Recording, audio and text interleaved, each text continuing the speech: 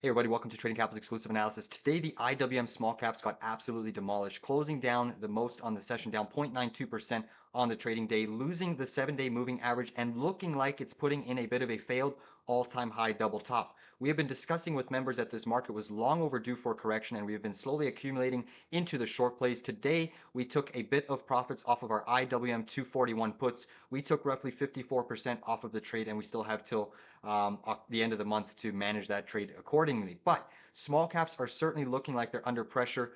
Couple things that we were observing with our members is the amount of volume that was really trading down here. It was the most amount of volume off of this candle over here since your tariff low, if you go all the way back down to here. So that was showing us what? Signs of distribution. And it's a little bit premature. The week is not over, but we could be forming a weekly topping tail on small caps, which would give us a little bit of a near-term high pivot to trade against and would likely dictate a little bit more downside price action to come. A couple key macro things that happened in the market today. You saw what? Crude oil breaking out to the high side. Crude oil inventories came out and showed a much higher demand on the overall trading session, popping crude oil on the daily chart up 2.07%. Simultaneously, you also saw the US dollar forming a really decent sized daily chart breakout. The weekly chart is even more impressive. A weekly bottoming tail can be observed, and you're potentially getting some follow through.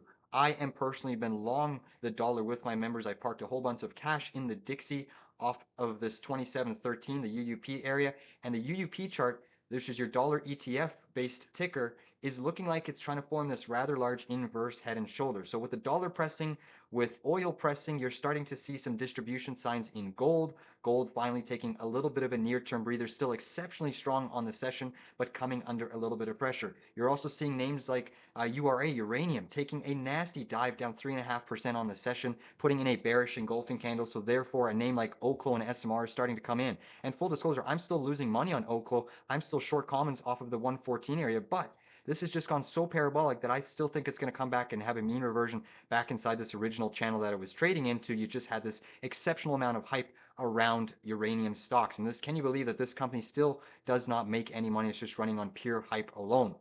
Couple other stocks that I'm going to briefly mention and put on your radar. We've been seeing a whole host of biotechs running.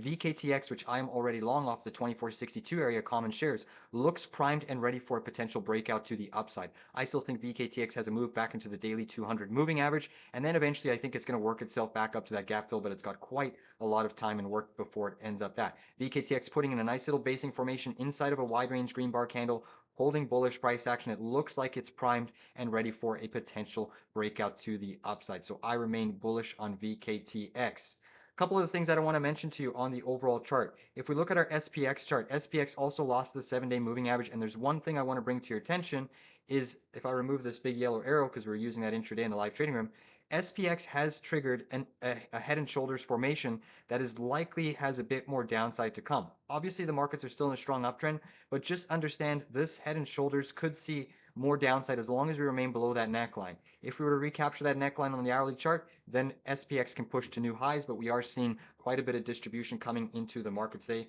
Today you saw Micron gapping down, or sorry, selling off, not gapping down, but selling off from its earnings high. It never fulfilled its implied volatility move, but closing below the 7-day moving average.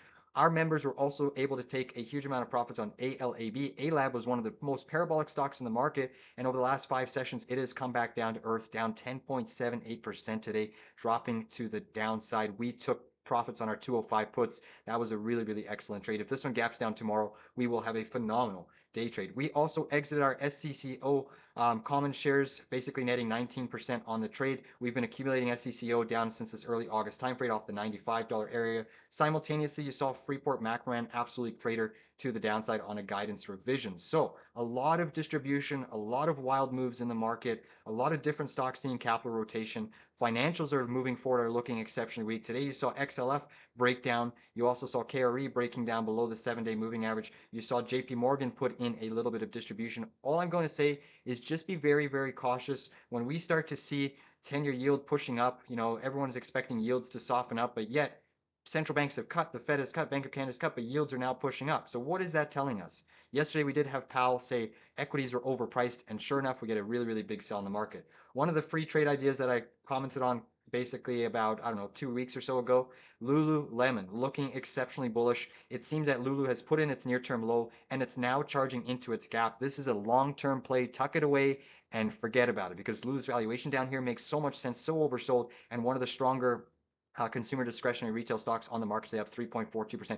Now trading into that gap window, and it's slowly going to work itself through to filling this 206 gap. We're already in profit with members. We've accumulated at two key areas. Our first buy was right here at 178.90. Our second buy was at 160.8 commons, and I'm not even concerned about this trade. In 12 to 24 months, this is going to be an absolute high flyer on the session. Please give this video a like down below. We'll see you on the charts a little later.